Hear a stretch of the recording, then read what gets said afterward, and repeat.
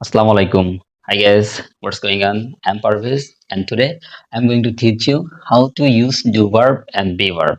তো অধিকাংশ সময় আমরা আসলে বুঝে পারি না যে কখন ডু ভার্ব দিয়ে প্রশ্ন করব এবং কখন বি ভার্ব দিয়ে প্রশ্ন করব। তার মানে কখন ডু ডাজ দিয়ে প্রশ্ন করব এবং কখন অ্যাম ইজ আর দিয়ে প্রশ্ন করব। তো আশা করি আজকের ক্লাসের পরে কনফিউশন আর থাকবে না ইনশাআল্লাহ। তো আমরা কিছু উদাহরণ এখানে দিছি, এই উদাহরণগুলোর মাধ্যমে বোঝানোর ট্রাই করব। তো প্রথম উদাহরণটা আমরা দেখি। Do you know I can speak English? তুমি কি জানো আমি ইংরেজি বলতে পারি? তা আপনি কি এটা এরকম দিতে পারবেন, are you know I can speak English? না, এটা হবে না। হবে না কেন? এবং আমরা কেন এখানে ডু ব্যবহার করলাম? দেখেন, এখানে ডু ব্যবহার করছি কারণ এইখানে এই যে একটা ভার্ব আছে। তো আমাদের এই যে একটা রুল সাজাইছি যে we use do as a helping verb when we have a different verb. মানে আমাদের যে সেন্টেন্সটা বলবো, আমাদের যে কোশ্চেনটা করবো, ওই কোশ্চেনের মধ্যে যদি অন্য আর একটা ভার্ব থাকে হেল্পিং ভার্ব হিসেবে, তখন কিন্তু আমরা ডু ব্যবহার করব। বাট এই উদাহরণটার দিকে যদি লক্ষ্য করেন, আর দিস বুকস নিউ, দেখা গেল যে কিছু বুক দিয়ে আপনি বললেন যে আর দিস বুকস নিউ, এই বইগুলো কি নতুন? এখানে কিন্তু কোনো ভার্ব নেই, ঠিক আছে? তো যখন আমাদের একটা আলাদা ভার্ব থাকে তখন আমরা ব্যবহার করি হচ্ছে ডু, এবং যখন আমাদের আর কোনো ভার্ব থাকে না তখন আমরা ব্যবহার করি আর। আশা করি একেবারে ক্লিয়ার, ঠিক আছে? তো এই উদাহরণটা ওরকম, do you want to learn English? তুমি কি ইংরেজি শিখতে চাও? এই যে একটা ভার্ব আছে, আরো আছে, তারপরে এই যে এখানে ডু আছে, এখানে ডু ইউ বিলিভ, এটাও একটা verb. Do you believe on do you will speak English? তুমি কি বিশ্বাস করো যে একদিন তুমি ইংরেজি বলতে পারবে? তো আমরা এখানে ডু ব্যবহার করছি কারণ আমাদের এখানে আর একটা ভার্ব আছে। এখানেও same, is this your books, মানে এটা কি তোমার বই? এখানে কিন্তু কোনো ভার্ব নেই, সেজন্য আমরা ব্যবহার করছি ইজ।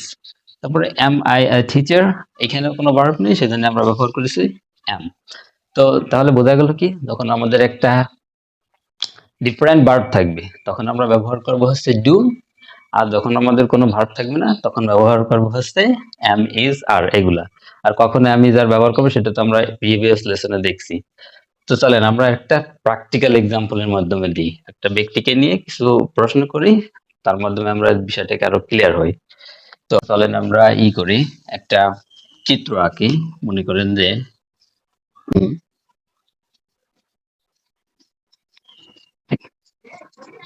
মনে করেন যে এটা হচ্ছে একটা ব্যক্তি, ধরেন এটাকে নাম দিই সাদিয়া। হ্যাঁ, মিম দি, হ্যাঁ। Yeah. তো আমরা এখানে কিছু কোশ্চেন সাজাবো এবং ওইখানে দেখবো যে কখন কিভাবে আমরা ডু ব্যবহার করি অথবা কিভাবে আমরা ইজ ব্যবহার করি, হুম? মানে বিভার ব্যবহার করি। তো সম্পর্কে কিছু কোশ্চেন কি হতে পারে, ডু ইউ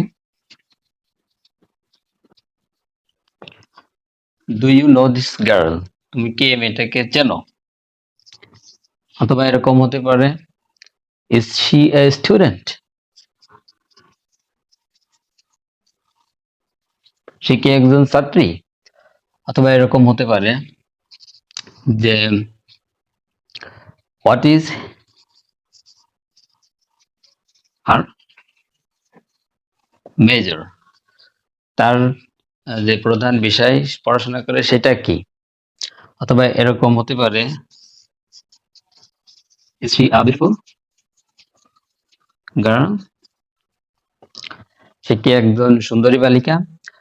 তো এই দেখেন আমরা কোথায় কোথায় ডু ব্যবহার করলাম। এই যে এখানে ডু ব্যবহার করেছি কারণ এখানে আমাদের একটা নো জানা একটা ভার্ব আছে। এখানে ইজ ব্যবহার করছি, এখানে কোনো ভার্ব নেই। এখানেও ইজ, কোনো ভার্ব নেই। এখানেও কোনো ভার্ব নেই। তো আরেকটা দিই ডাজ দিয়ে, does, does she speak English, সে কি ইংরেজিতে কথা বলতে পারে?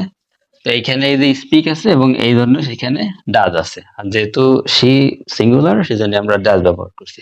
তো করি এখন ক্লিয়ার কখন আমরা ডু ডাজ বা অ্যাম ইজ আর ব্যবহার করব। এরপরেও যদি কোনো কনফিউশন থাকে you can ask me question, alright?